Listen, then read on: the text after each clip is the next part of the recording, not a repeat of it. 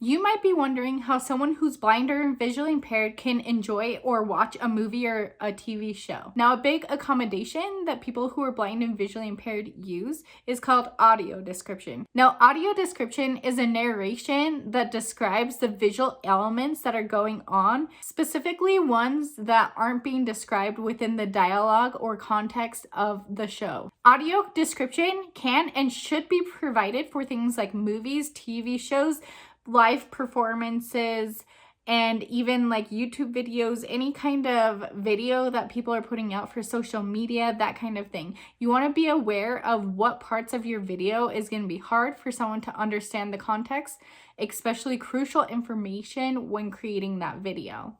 Now, I'm going to show you some examples in this video in just a minute, so hang tight so you can really grasp this concept. But first off, let's talk a little bit more about audio description. Now, usually it's just a feature that you turn on, and it's usually found in the same place where you can find closed captioning, where it will show subtitles on the screen, and you can go in there and just choose audio description. A lot of people are prioritizing making audio description available, which is super great to see. There's definitely a lot on Netflix, there's some on Disney Plus, there's a lot on Amazon Prime, and so many other places that I'm so excited to see that people are making it more of a priority. And it's also super cool to see that they're rolling it out in multiple languages, which is fantastic, because if they just do it in English, obviously not everyone understands English, so the audio description in English isn't going to be helpful to someone who doesn't speak English.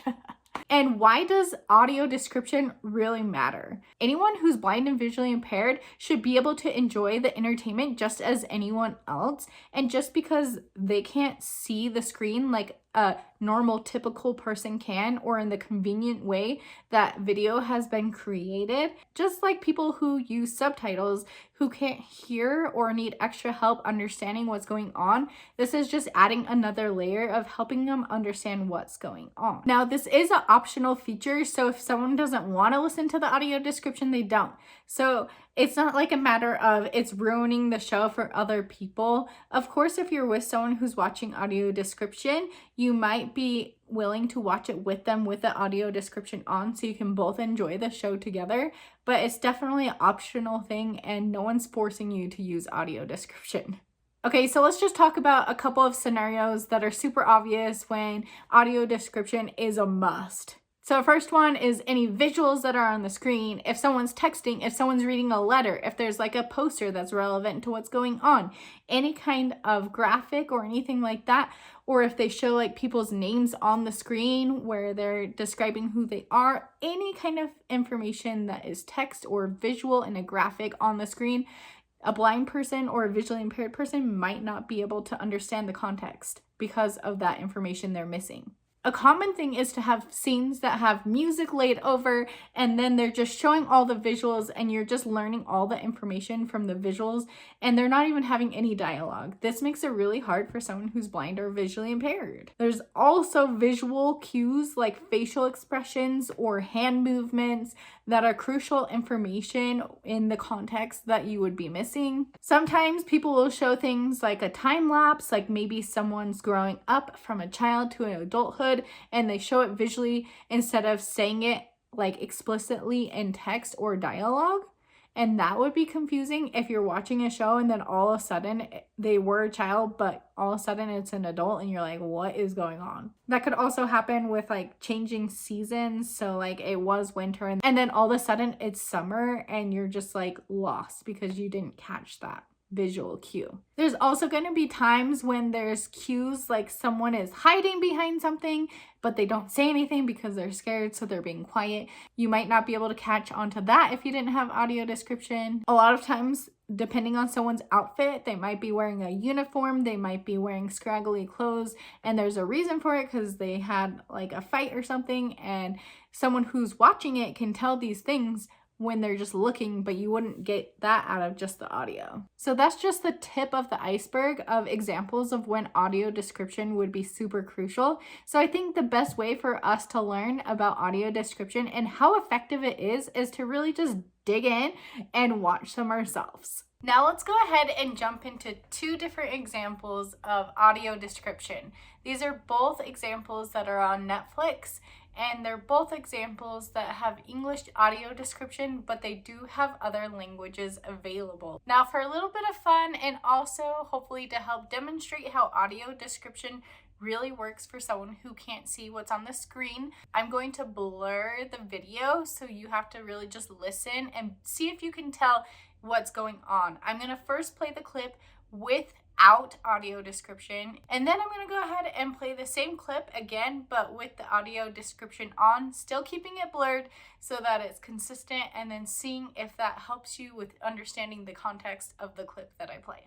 All right, so for a little bit of context, because these clips are kind of random, this first one is going to be from Virgin River, which is a show on Netflix, and it's going to be the very first scene of the first season, first episode, everything. This is the first part of the whole series that anyone would ever experience. So keeping that in mind, knowing nothing, I'm not going to tell you anything else, but just know this is the very beginning of the series. All right, let's take a look.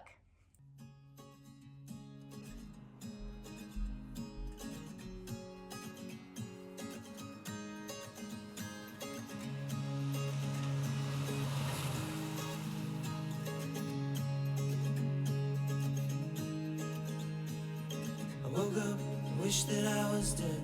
All right, we're already 30 seconds into this clip, and I haven't heard any words other than the singing. The singing kind of sets the tone, tells me that there's something going on, but I don't know quite what's going on. So let's go ahead and see if we can figure out what's going on with this context. And aching in my head, I lay motionless in bed. The night is here, and the day is gone, and the world spins mad. I thought of you, and where you're gone, and the world spins mad. There's still hardly any context for me to gather just from the audio and not understanding the story at this point. Now, I can tell you, because I've seen this clip several times, that there's a lot of context that we're not getting because it's all visual. So I'm hoping that when we put the audio description on, we have better context of what's happening. What do you think so far? What are you assuming when you've been watching this clip so far? And the world spins mad. And the world spins mad. Great.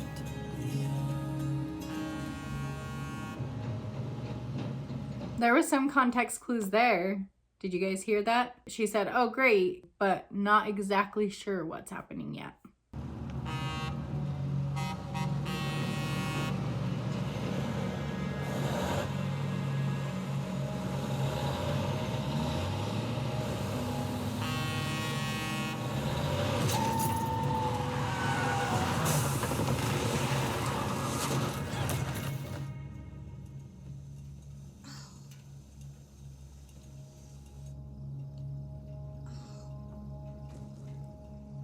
All right, here we're getting a lot of facial and visual cues that someone who's just listening isn't going to gather without the audio description.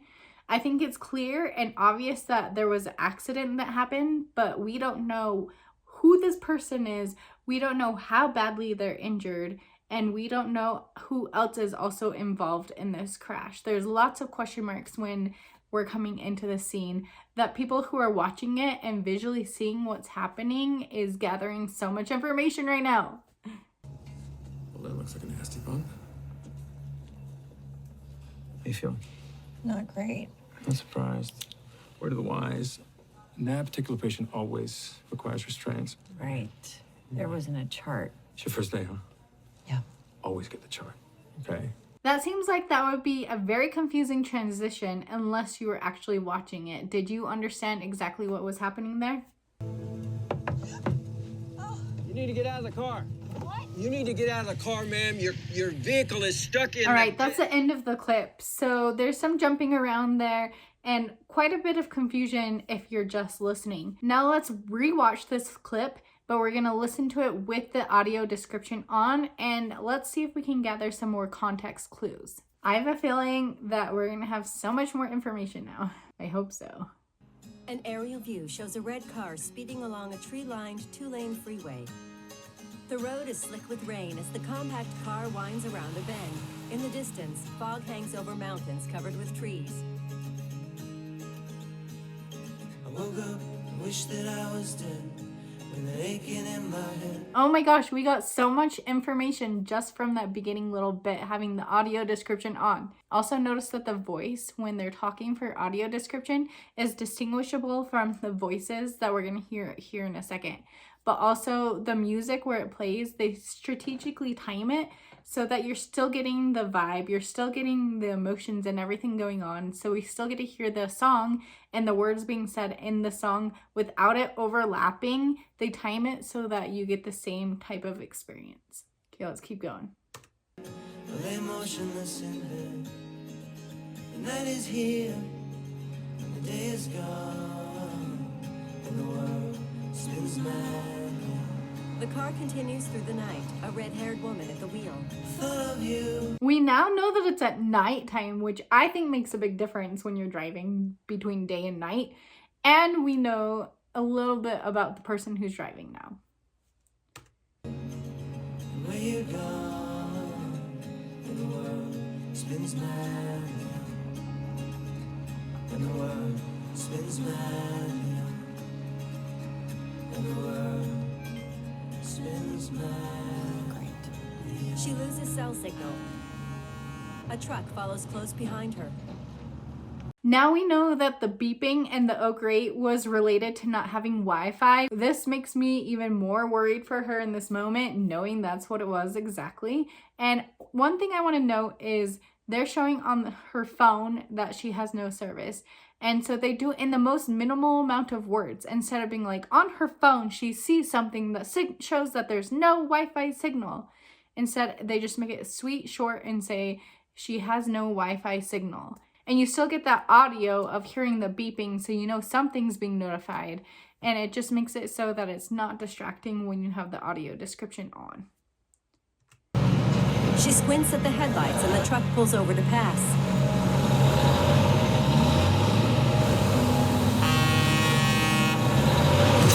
Once again, that's a crucial visual cue that we weren't getting by not being able to see what was going on. She skids off the road and slams her head on the steering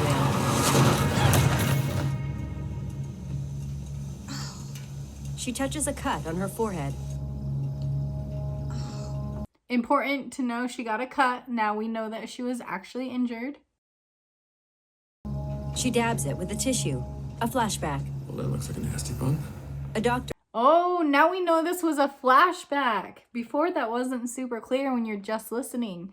I feel like it kind of vaguely is, but I can't tell if that's because I knew it was a flashback or not. So let me know if you could tell from just the audio that it was a flashback. Examines her. How you feel? Not great. I'm surprised. Word of the wise. That particular patient always requires restraints. Right. There wasn't a chart. It's your first day, huh? Yeah. Always get the chart, okay? Yeah. She smiles at the bespectacled young doctor. Have a good day. In the car, she stares in the rearview mirror.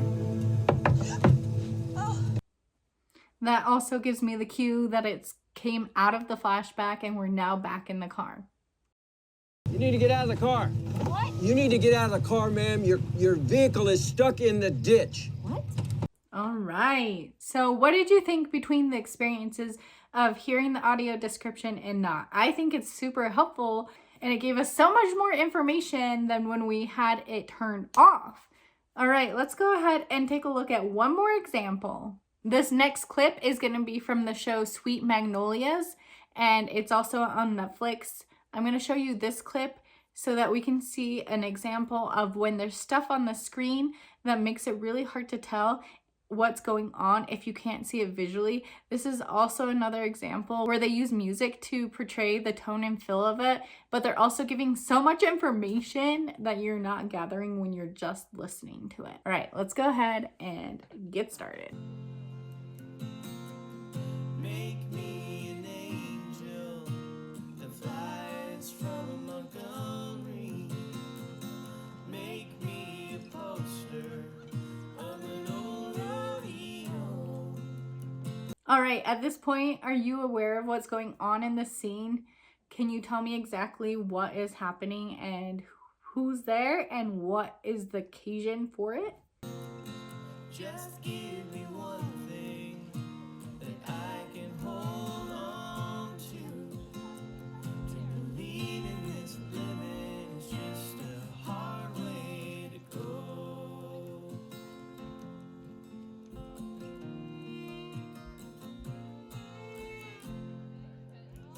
Now at this point, we still haven't heard any dialogue going into it. And so knowing what's going on, I mean, it's up to you to figure it out, right? Figure it out. You might be able to tell in the blurriness that there's a phone here on the screen, but who knows whatever is being said on that. I couldn't tell you. When I was a young girl, well, I had me a cowboy.